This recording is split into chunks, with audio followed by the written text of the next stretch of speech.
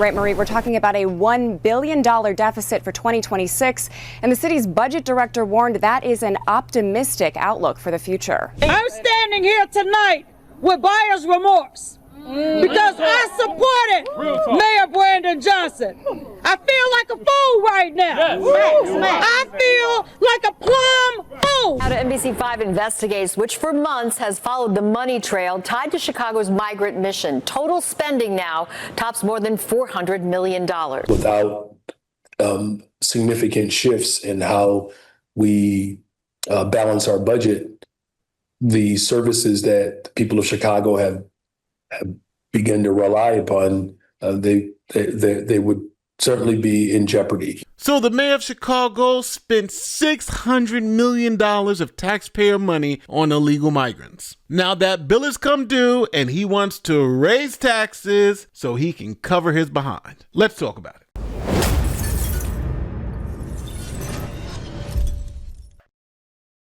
All right, so this is the 57th mayor of Chicago, Brandon Johnson. Now, I don't have to tell you, Chicago is a Democrat stronghold, and he goes all in on Democrat policies. Like, this guy doesn't just talk the talk, he walks the walk. Now, Brandon Johnson took office during the migrant crisis. Now, for those of you with short memories, when Biden was president, he opened up the borders, allowing millions of people to cross the borders illegally. Tonight, nearly 10,000 migrants a day. That is what federal officials say they are encountering at the U.S. southern border on average in December. That's among the highest numbers ever recorded. And with multiple border entry points remaining closed as the surge at the southern border escalates, U.S. officials now warning that the situation is nearing a, quote, breaking point. 3 years ago, 689 Chinese migrants crossed the southern border. Last year, that number soared to over 37,000. Part of an explosion of migrants coming here from all over the globe. Now, even though all of that was happening, Brandon Johnson was all in for the migrants. We know the strength of a city is determined by how we treat the most vulnerable. And so we choose to be a strong city. We must reject a zero-sum formulation between investing in those who have been here for decades and supporting those who have been sit here on a bus even this morning. We can do both, Chicago, and we can all thrive together. Now, what he's referring to is that the governor of Texas, Greg Abbott, started shipping migrants to sanctuary cities, places that said they wanted more migrants, and Chicago was one of those places. Local officials whose communities are being overwhelmed by hordes of illegal immigrants who are being dropped off by the Biden administration. Texas is providing charter buses to send these illegal immigrants who have been dropped off by the Biden administration to Washington, D.C. We are sending them to the United States Capitol, where the Biden administration will be able to more immediately address the needs of the people that they are allowing to come across our border. Now, the same message was coming from other liberal states, like New York, where the governor essentially begged migrants to come to New York. We want people to come here, despite where they came from or despite the circumstances that drove them to this country and to this state. We say you are welcome here. You're welcome with open arms, and we'll work to keep you safe. We'll not only house you, but we'll protect you. And the richness of the culture and the diversity and the food and the restaurants that we know are going to be coming because of these efforts are beyond measure. It's an extraordinary part of our story, and it's woven into the story of New York, and it makes us more vibrant. Now, this virtue signaling was great for politics, and since almost no migrants were coming to New York and Chicago, but were all staying at the southern border, then they could call the Republicans racist, and they could deny that stricter border policy was necessary. There were no consequences. But the governors in those border states came up with a solution. If cities like Chicago and New York wanted illegal immigrants, then let's send them there. This was a win-win. Those cities get the migrants, and they also get the problem that come with those migrants. But now here's the rub. When all those migrants started showing up to these liberal sanctuary cities, all hell broke loose, and they started declaring states of emergency. How are we going to take care of all these people? This morning, the mayor of Washington, D.C. has requested the help of the National Guard to assist with the buses of migrants arriving to her city. Massachusetts Governor Maura Healey has declared a state of emergency to address the state's growing migrant crisis. The governor says there are over 20,000 people people being temporarily housed across the state. Our top story, another bus of migrants arrived today in Los Angeles and were taken to St. Anthony's Croatian Church for processing. Back in New York, the mayor had a stark message this month. I don't see an ending to this. This issue will destroy New York City. Destroy New York City. Increasingly, the migrant crisis is being felt far from the border, including cities like Chicago, where officials say resources are running thin. Now, it's interesting that the liberals in these sanctuary cities turned this into a racism issue and said if you didn't want to take care of migrants, you were a racist. And Brandon Johnson went all in, spending up to $600 million in taxpayer money taking care of migrants. The immigration crisis has strained city and state resources. Chicago Mayor Brandon Johnson defending spending taxpayer dollars on maintaining a welcoming city while being interrogated by the House Oversight Committee in Washington today. You're the mayor of Chicago.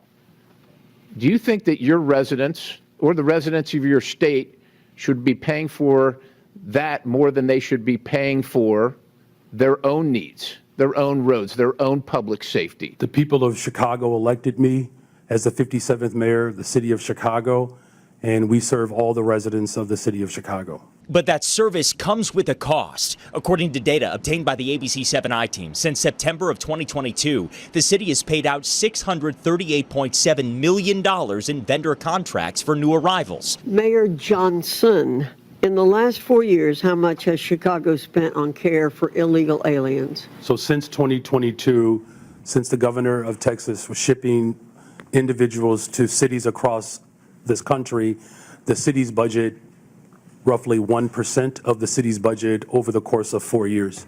That 1% comes out to about $625 million over the past 4 years. So now the mayor of the city of Chicago has spent $600 million on illegal immigrants in Chicago. But that bill has come due, so it has to be paid for. Brandon Johnson said, hey, I'm a Democrat. I know what to do. We're going to raise property taxes. But there was a problem. He had promised all during the campaign that he would not raise property taxes. It's about budgets because everywhere you've gone, you have failed. Look, I'm not going to raise property taxes. There is no income tax in my plan.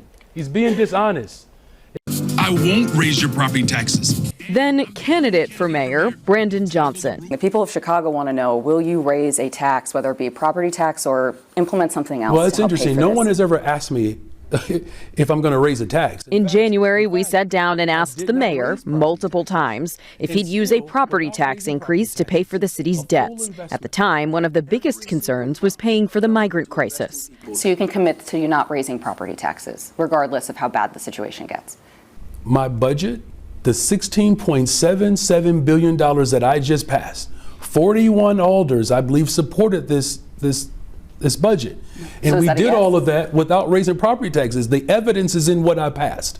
We made all of these investments without raising property taxes. All right, before we get into the rest of the story, let me pay some bills with a message from our sponsor, Plaud. All right, you see this? It looks like a platinum credit card, right? No, it's a new secret weapon. It's called Plaud Note, and it generally changed how I work. As a lawyer, my days are packed with meetings, calls, case prep, etc. I used to take notes by hand and hope I didn't miss something important. Keeping up was exhausting. Plaud Note captures everything with crystal clear audio from up to 10 feet away. Even in noisy places, the noise cancellation is rock solid. It automatically transcribes everything into clean, accurate text. Then it creates a structured summary with key points and action items. I don't type anymore. I don't write. I just review. As an example, if I'm doing a 10-hour deposition, I'll ask Plaud to list all witnesses mentioned in this deposition and their roles, and boom, it instantly gives me results, even drafts follow-up emails. So you want specs? You get up to 30 hours of continuous recording and up to 60 days of standby. That's enough for at least 10 full meetings without thinking about it. And for all you privacy folks out there, relax. Plaud meets enterprise-grade encryption standards. Even my kid loves it. Yeah, because it helps my dad remember stuff. If you're serious about having smarter meetings and saving hours every week, grab Plaud Note. Hit the link in the description or the pinned comment and start working smarter, not harder. Thank you to Plaud for sponsoring this video. Hold on, I almost forgot. From January 22nd to January 28th, that's this week, you get an extra 20% off if you go to the link in the description and the pinned comment. That's an extra 20% off Plaud note. So now, after spending $600 million on illegal immigrants, Brandon Johnson made a U-turn and said, I gotta raise property taxes by $300 million, essentially forcing the taxpayers to come out of pocket and pay for his generosity toward migrants. Mayor Brandon Johnson was more than 40 minutes into his speech before he broke the bad news to homeowners across the city. This budget currently includes a property tax increase of $300 million to fund and keep our commitment to fund not just our pension contributions, but to fund the future of our city. Now, this was so unpopular in Chicago that the city council unanimously threw it out, and Brandon Johnson had to find another way.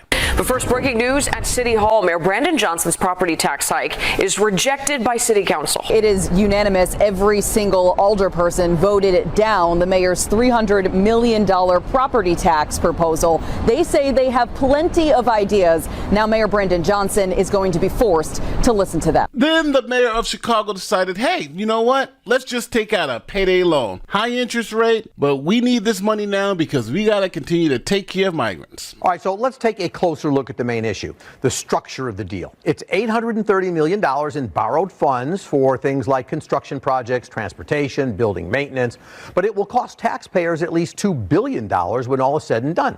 Under the original plan, the city would make interest-only payments starting in 2027.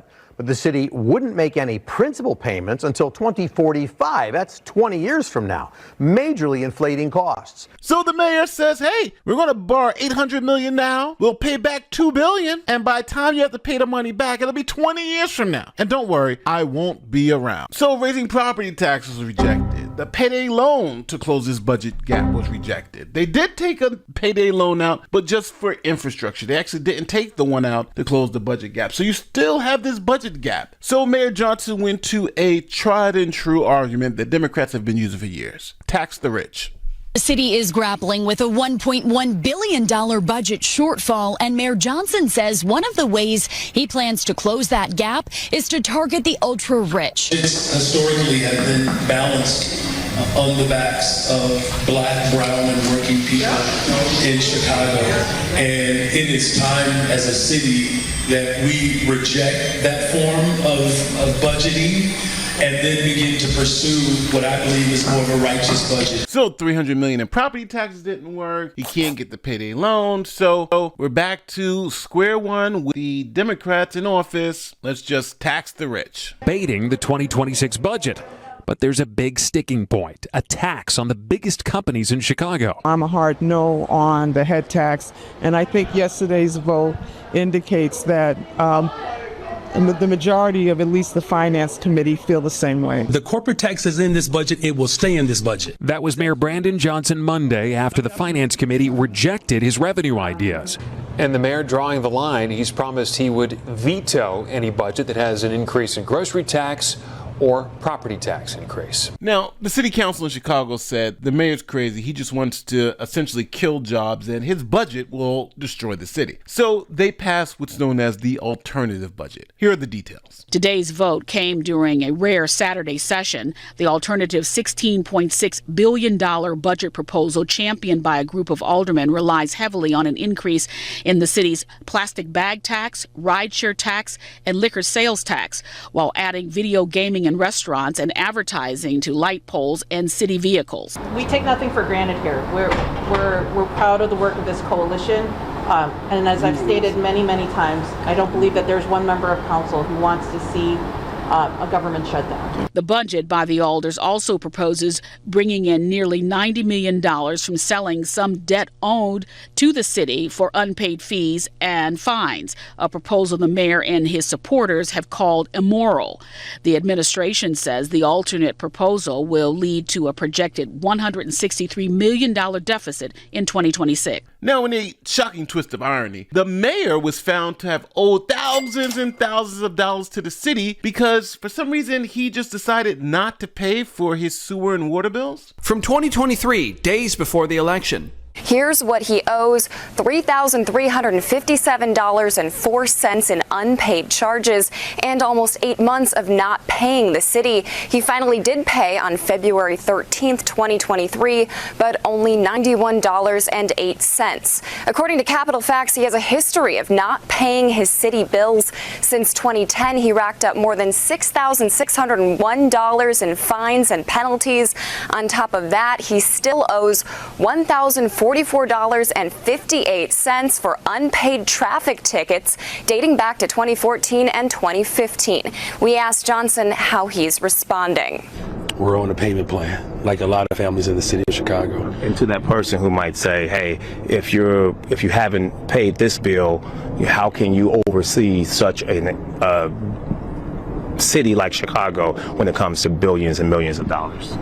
I've managed multi-billion-dollar budgets as a Cook County Commissioner.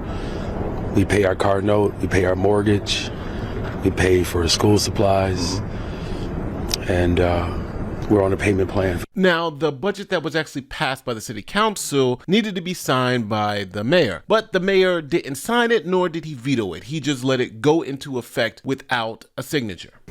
Hi, Mayor. Hi. So you're not signing the budget, you're not vetoing the budget. Why not sign it? You got 98% of what you wanted. Well, because there are some elements of this budget that, quite frankly, I don't want to give a signal to the people of Chicago that I support what I believe is one of the most detrimental and immoral aspects of this budget. Now, you need to understand where we're at right now. Essentially, Chicago raised taxes on the poor. They raised shopping bag taxes and Uber rides, and if you want booze or online gaming, they raised those taxes. And those taxes are going to disproportionately affect the poor people. People who are working paycheck to paycheck are going to have to pay more for shopping bags, for instance, where if you're millionaires, you don't have to. And those poor people are paying for Brandon Johnson's $600 million Migrants, right? That's what they're covering. And the people of Chicago understand that. That's why Mayor Johnson has some of the worst poll numbers in the history of polls. Mayor Brandon Johnson still has time to turn things around before the 2027 election, and this poll is an improvement from an earlier one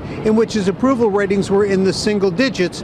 Nevertheless, political observers say the mayor appears to be in trouble. There is a cloud hanging over City Hall, and it could be called approval ratings. A new poll on the mayor's popularity by the University of Chicago Mansueto Institute for Urban Innovation shows that citywide, only 26% of residents approve of the way Johnson is handling the job of mayor, while 58% disapprove. I think he misjudged the voter when he thought that he could coast on the promises that he made, that he could coast on his agenda. He has to deliver, and people are expecting that. And so far, the poll shows people are disappointed. The poll shows Johnson's popularity is underwater with every age and income group. Even though he's made affordable housing a key focus, he is also struggling with voters of every race. Even his political base views him unfavorably by 4 percentage points. So at the end of the day, it's the people of Chicago who are going to pay for Mayor Johnson's generosity. $600 million to migrants. But the question is, do you think they're going to vote him back in the office because he's running for re-election and he wants to be the mayor for another 4 years? If they do, good luck to them, because he has been a disaster. I'm standing here tonight with buyer's remorse because I supported Mayor Brandon Johnson. I feel like a fool right now. I feel like a plum fool. But I tell you what, it's okay, because as I said last night, you can slap us in the face by ignoring us today, but we are punching you in the face by ignoring you at the polling places tomorrow. Don't forget to like, share, subscribe to the great YouTube stuff. My name is Nate the Lawyer. I'm out. Peace.